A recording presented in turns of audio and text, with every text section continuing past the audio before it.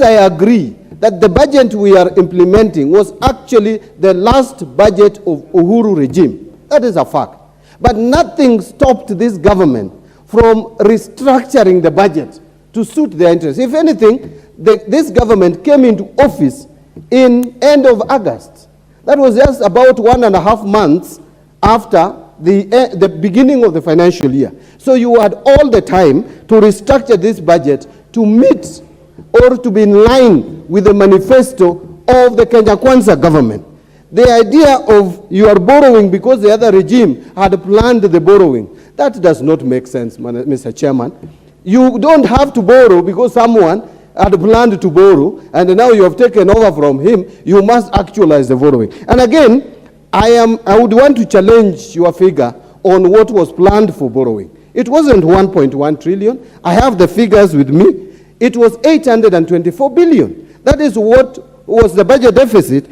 It is split into net domestic borrowing of 395.8 billion and a net external borrowing of 428.3 billion. These are not my figures. They are figures which are even with the Parliamentary Budget Office. So, Mr. Speaker, but whatever it is, even if it was 1 trillion, the bottom line is, Mr. Speaker, that you don't have to borrow. You are now the ones in charge. In fact, I want Kenya Kwanza to move away from these rhetorics of we borrowed, we found a tattered economy, we found an economy that has been run down, that people are carrying money in sacks. Really, money, you know, you people are talking like Kenya is a kiosk or a supermarket.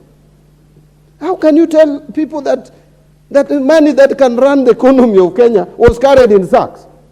Those sacks could fill the city of Nairobi. So let us not, even if we want to lie to Kenyans, we need to be decent in our lies.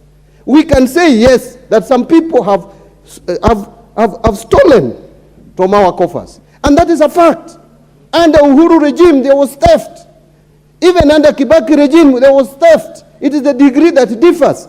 Under Ruto regime, we have started seeing theft.